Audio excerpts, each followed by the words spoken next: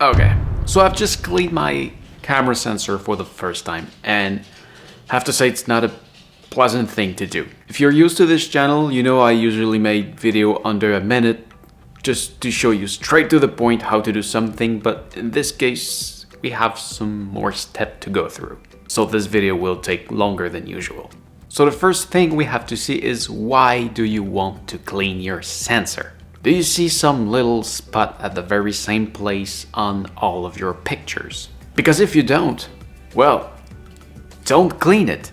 Cleaning your sensor is a last case scenario, okay?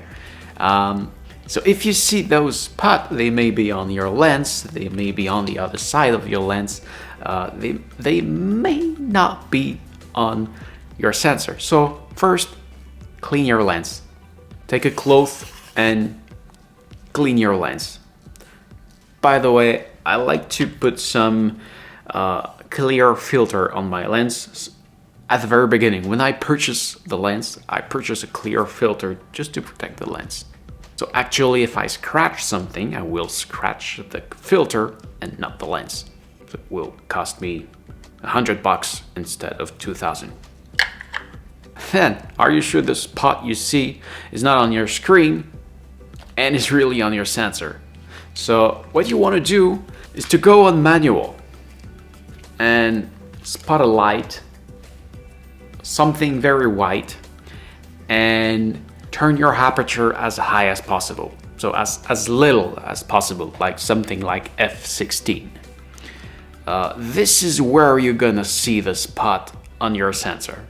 You'll see if you go to f2.8, f1.4, or in those range, f5.6, you will probably don't see your spot on the sensor unless they are really, really huge. So, if you see the spot, you move, the spot always stay at the same place. You will want to go inside your camera menu and you will find somewhere a lens cleaning option. This will create a vibration on the sensor and hopefully make the dust go away. If it doesn't work, second step, this little guy. So you remove the lens, you take the camera upside down, and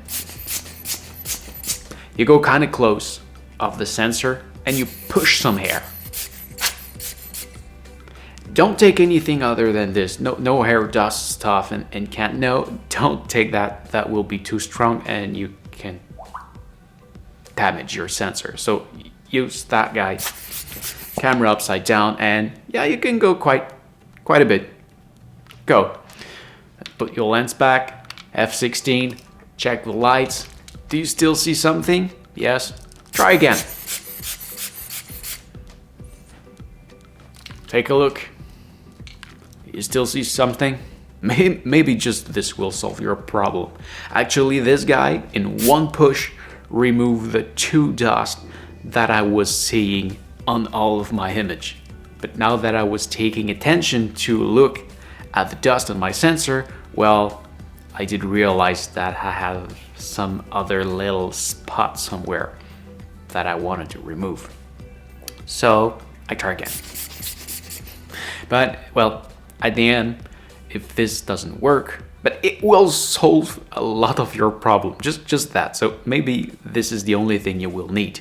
And you can get this guy for $10 or so on Amazon, and I've got a link in the description for all the stuff that I will show you. So yeah, hopefully this guy will do the job. But if it doesn't, there is a last case scenario. You got this. This come inside a vacuum package, and it's made to clean your sensor.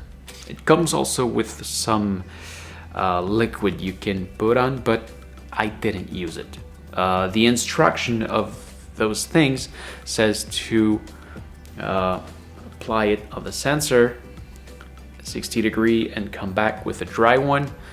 Take another one, put the liquid on, take another swap, and take another dry one and do it again. But actually I only made it with that one dry.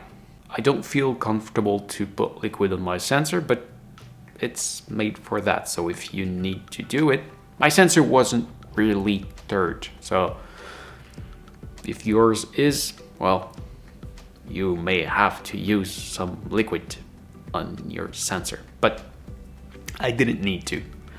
And actually this guy removed the 2 little spots that was left on my sensor. So I actually successfully removed everything. But again, don't do it if you don't need to.